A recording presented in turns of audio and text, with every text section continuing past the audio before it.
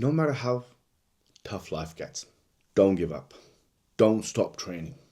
And I mean that. I mean that from the bottom of my heart. Don't stop training. Don't stop moving. Keep going. If you can only walk because you physically are not wanting to leave the house, do some form of movement, man.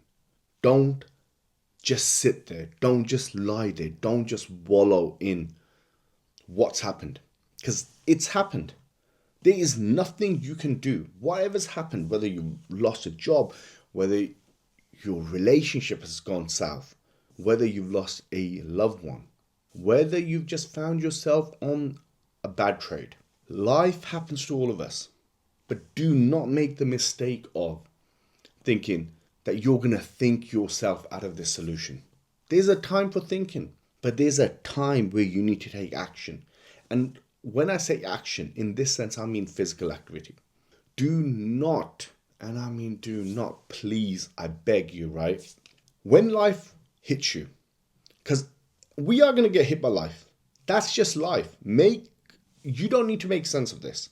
Life and the curveballs, the paddle of life is coming for all of us, right? But what we can do is to accept it, that sometimes life is going to be challenging. Sometimes it's going to be worse than what we've experienced before. But how you show up in that moment defines how you will show up in the rest of your life. And that's what I want to say to you today. If you are going through a rough patch, if you aren't in the position that you want to be, my brother, my sister, this is a personal plea. Don't stop moving.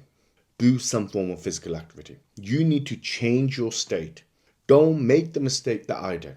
Because when I went through a rough patch, I decided to eat and wallow and stay in one position. And I nearly lost myself. Genuinely, I isolated, and that was the worst thing I could have done. And I don't want that for you. So the message is very simple. Even if you don't feel like going out, even if you don't feel like moving, do something. If you've got 10% in the tank, and I mean you can only walk around your front garden, back garden, or you can only just go to the shop or 5-minute walk, that's better than you just staying in your room, isolating yourself. Don't do that. I remember, man, when I was isolating, when I was going through a rough patch, my room was a pigsty. My clothes were everywhere. It was a reflection of my mind. Because I woke up, I got so comfortable in my routine, I would wake up, I would eat all the nonsense that I could find. Sit on the sofa, watch TV, go on my phone, watch YouTube, watch motivational videos, trying to think my way, how can I get my life back on track? But in reality, what I should have done and what really helped me was to get out there and start moving, change my state instead of wallowing, set mini goals. I should have done that quicker. But we're not here to say, oh, I could have done this. But no, it is what it is. That was my battle, right? And I just want to say, from a perspective of an older brother, as a friend, as somebody who genuinely cares about you, if you are going through a rough patch, I don't know what your battle is, don't stop physical training. Get to the gym, because that saved my life. That gave me a sense of achievement. That introduced me to some people. One of them is Jake. Jake, for the whole year, I used to nod at him. He was my gym bro, and he's my brother now. But going there, speaking to people, asking people questions, it gave me a sense of achievement. You know what? No matter how bad, how anxious I was going to the gym, I did it. And it's not about me being a hero. I'm just telling you what worked for me. And I'm sure it will work for you. Because when I used to go to the gym, no matter how bad, horrible my workout was, it still gave me a sense of achievement. And that's what I want for you. When you can really internalize that sense of achievement, There is nothing that you can't do, because that just accumulates, that morphs into confidence.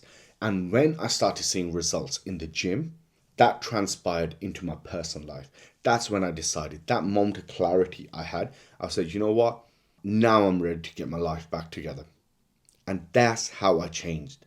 The gym was how do I say? I'm trying to be fancy with words, but the gym was the genesis of Haas. Honestly, this is how I got my life back together. Through going out there, doing some physical activity, changing my state, giving me a sense of achievement.